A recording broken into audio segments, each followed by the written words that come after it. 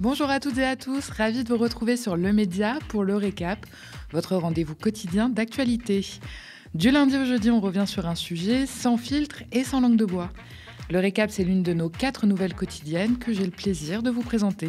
N'oubliez pas de vous abonner à nos 2 chaînes YouTube, Le Média TV et Le Média 24/7 pour être sûr de ne rien rater. Le récap épisode 16, c'est parti.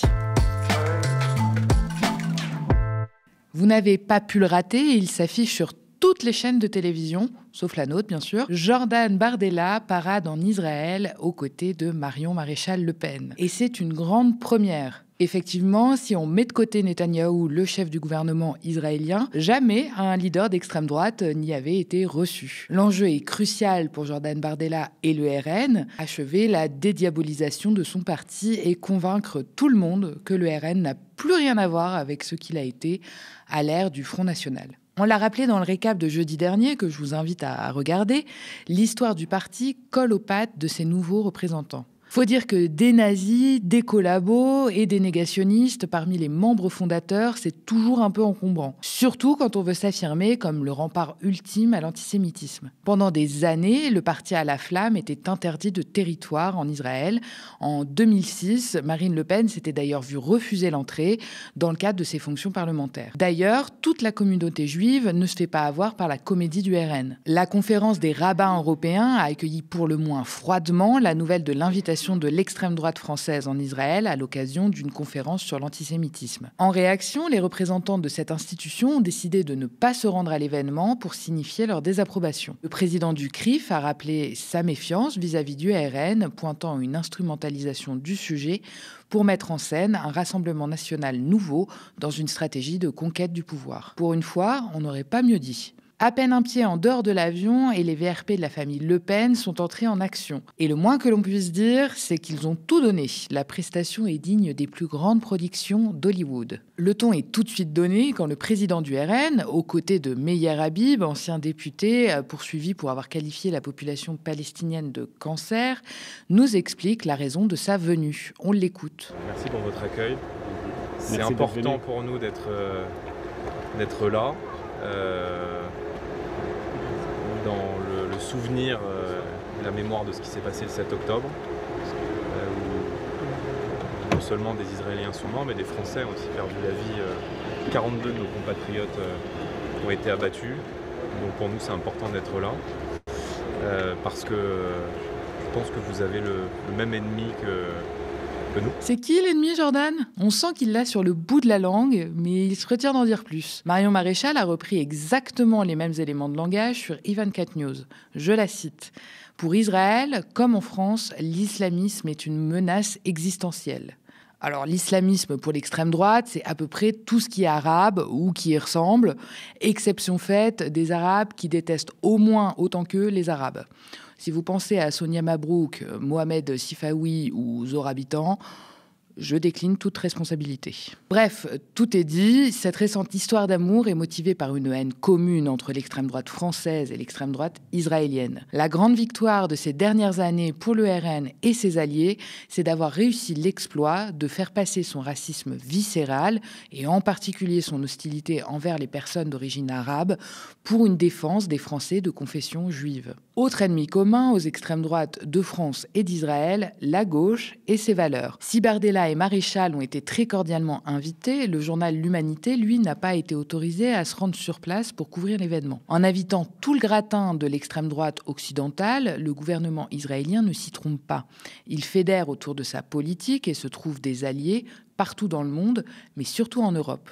Ainsi, Netanyahou peut s'assurer de soutien inconditionnel fort, notamment dans l'enceinte de l'UE, à ses politiques de colonisation et d'occupation des territoires palestiniens, quels que soient les crimes dont il se rendra coupable. Et politiquement, cette alliance entre les nationalistes européens et Israël n'a rien d'incohérent. Il voit en Israël un modèle, un État hyper militarisé, identitaire, religieux, ethno-nationaliste, expansionniste et fondé sur une hiérarchie raciale.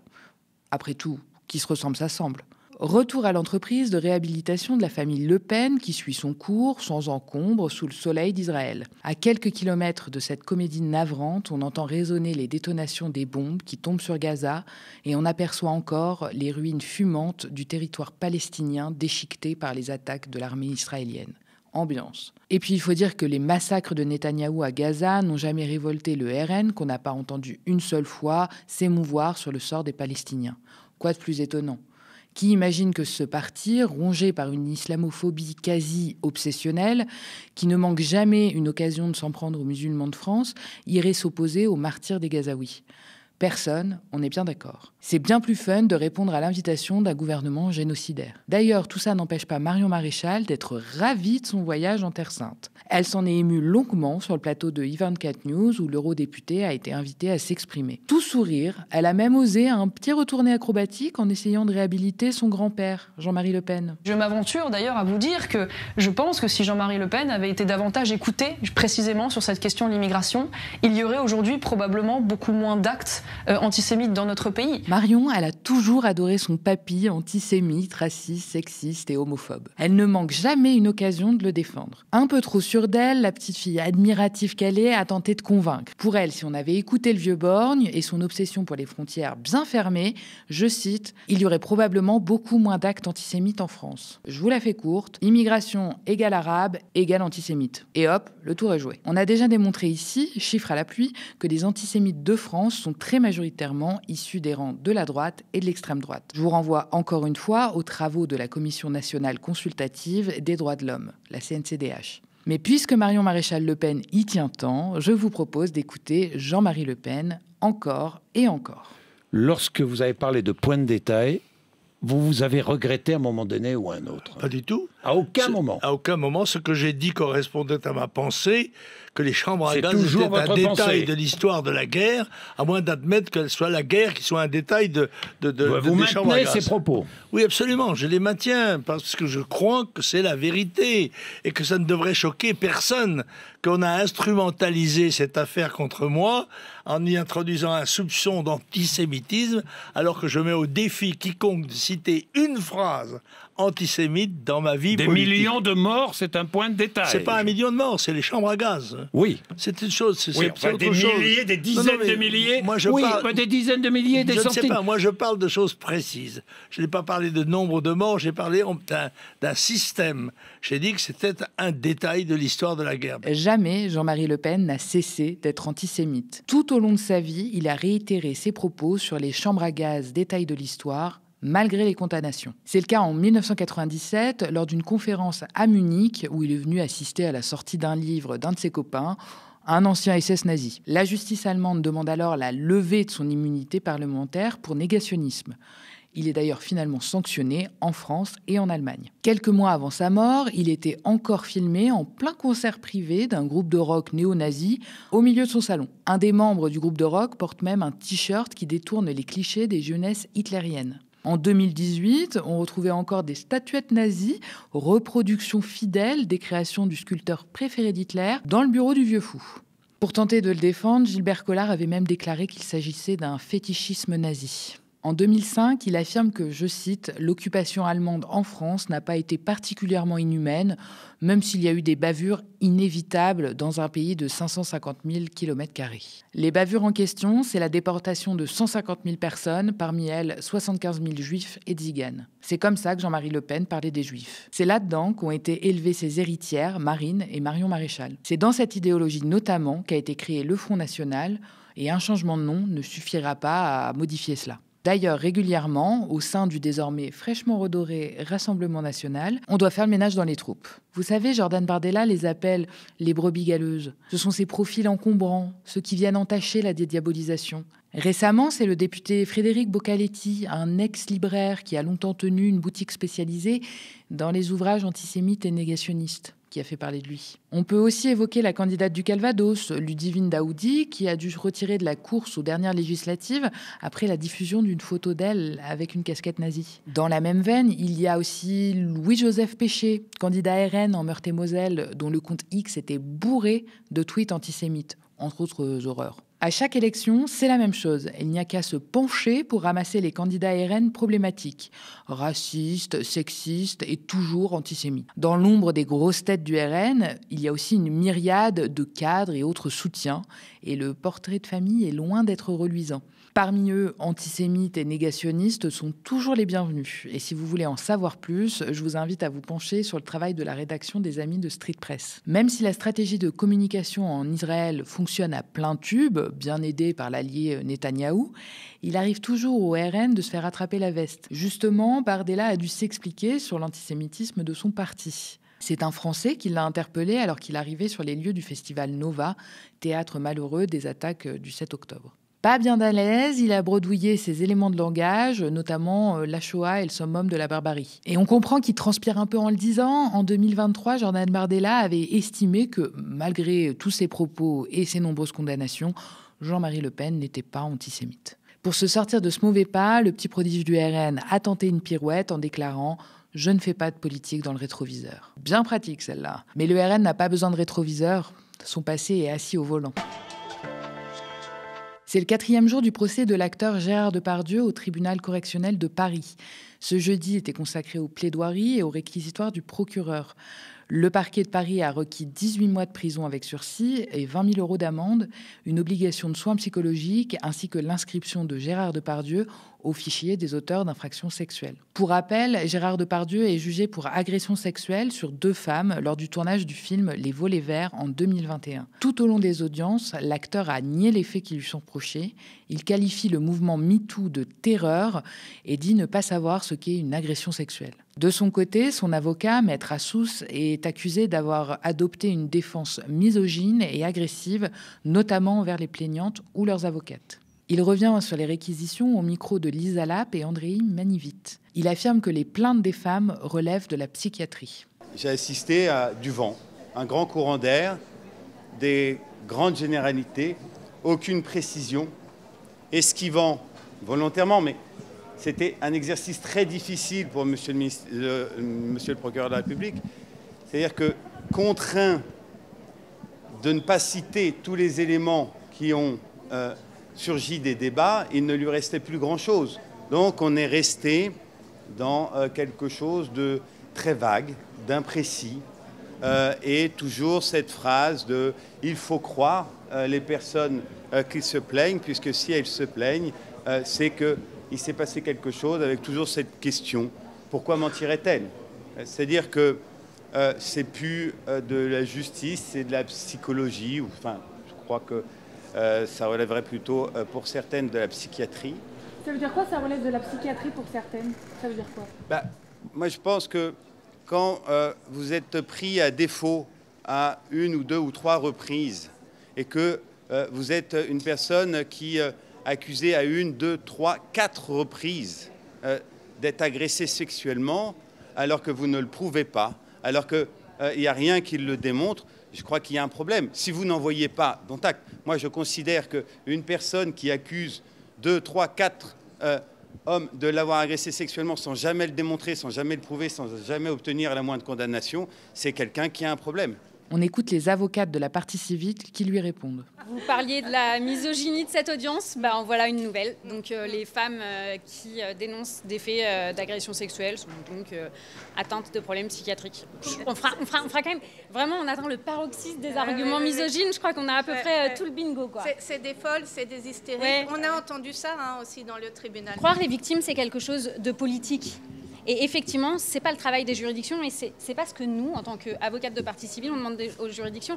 Et ce n'est évidemment pas sur la base d'une croyance que le ministère public a renvoyé Gérard Depardieu devant le tribunal correctionnel de Paris. Donc il faut bien que vous ayez en tête qu'il ne s'agit pas de croire ces femmes. Il y a un dossier pénal, avec des éléments probatoires. Il y a des éléments de preuve que ces agressions ont été commises et des éléments de preuve qui ne reposent pas sur la croyance des femmes. Retrouvez le reportage de mes collègues Lisa Lapp et Andréi Manivit en entier sur notre chaîne YouTube. On poursuit le récap de l'actualité, racontée et mise en image par Lydia Ménez. Le Sénat a adopté hier une proposition de loi visant à durcir la justice des mineurs. Elle était imaginée comme une réponse aux révoltes urbaines de juin 2023. Le Sénat a adopté hier la proposition de loi de l'ancien Premier ministre Gabriel Attal visant à durcir la justice des mineurs. Parmi les mesures les plus dures, on retrouve la mise en place d'une comparution immédiate en justice dès 15 ans et un mécanisme de limitation de l'excuse de minorité. Pour la gauche, ce texte de loi est catastrophique, comme l'ont fait savoir la socialiste Laurence Rossignol et son collègue écologiste Guy Benarroche. Je ne vous ai pas entendu une seule fois rappeler qu'en matière de justice des mineurs, l'éducatif doit continuer de primer sur le répressif. Pas une seule fois je vous ai entendu dire qu'un mineur délinquant était un mineur en danger. Pas une seule fois je vous ai entendu réfléchir et dire voilà, la prison ça ne marche pas, l'incarcération ça ne marche pas. Qu'est-ce qu'on doit faire pour que, justement, baisse la délinquance des mineurs? Tout ce qui vous intéresse, comparution immédiate, peine ultra courte de prison, on va les mettre 15 jours en prison, ça va résoudre quoi? Ça va résoudre quoi, Madame Carrère-Gé, Madame Assisman? Ce texte doit maintenant être examiné par une commission mixte paritaire composée de 7 sénateurs et 7 députés qui auront pour tâche de trouver un compromis entre les deux chambres du Parlement. On parle maintenant économie. Le déficit public de la France atteint 5,8% du PIB en 2024. C'est moins que ce qu'avait prévu le gouvernement. Le déficit public de la France a atteint 5,8% du produit intérieur brut en 2024, un peu mieux que les 6% anticipés, a annoncé l'INSEE aujourd'hui. La ministre des Comptes publics, Amélie de Montchalin, avait récemment prévenu que le déficit pourrait ressortir un tout petit peu meilleur que prévu en 2024. Son niveau reste toutefois très éloigné des 4,4%, encore espéré à l'automne 2023, du fait de recettes moins dynamiques qu'anticipées. Après 5,4% en 2023, un niveau revu en légère baisse, le déficit public de 2024 s'explique par une accélération de 3,9% des dépenses publiques l'an dernier.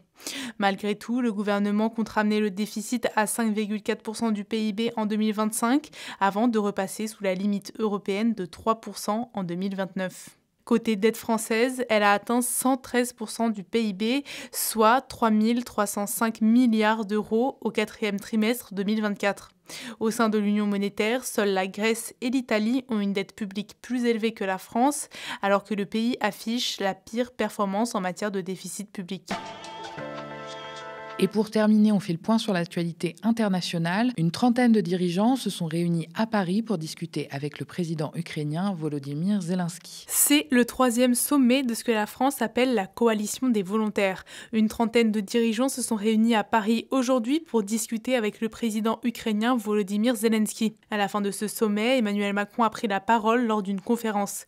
Après avoir réaffirmé que l'objectif reste la paix en Ukraine et que la levée des sanctions contre la Russie n'était pas à l'ordre du jour, le président a évoqué la création d'une force de réassurance qui serait déployée par quelques États membres en Ukraine en cas de paix. Ces forces de réassurance sont une proposition franco-britannique. Elle est actée par la Grande-Bretagne et la France, elle est souhaitée par l'Ukraine et elle est aussi actée par plusieurs États membres qui ont marqué leur volonté de s'y joindre. Comment nous allons préparer les choses? Par la mission qui a été confiée aux 2 chefs d'état-major des armées, britanniques et français. Ils vont se rendre et travailler, bâtir une équipe qui va se rendre et travailler avec une équipe ukrainienne. Et donc, rien n'est exclu à date et nous regardons le maritime, l'aérien et le terrestre. Mais vous l'avez bien compris, on appelle bien ça force de réassurance et ça ne se substitue pas ni à des forces qui assureraient du maintien de la paix sur la ligne de contact, ni à une armée ukrainienne que nous voulons robuste. Cette annonce fait suite à l'engagement d'Emmanuel Macron qui a promis hier une aide militaire de 2 milliards d'euros à l'Ukraine. Merci d'avoir regardé cette nouvelle édition du Récap. N'hésitez pas à nous laisser vos impressions en commentaire si vous nous regardez sur YouTube ou via email si vous nous regardez à la télé. Continuez à nous soutenir et abonnez-vous à partir de 5 € par mois ou devenez même sociétaire de notre coopérative. Rejoignez-nous dès maintenant sur soutenez.lemediatv.fr. Abonnez-vous aussi à nos 2 chaînes YouTube, Le Média TV et Le Média 24/7, pour ne rien louper de nos nouveaux programmes. Très bonne soirée sur Le Média.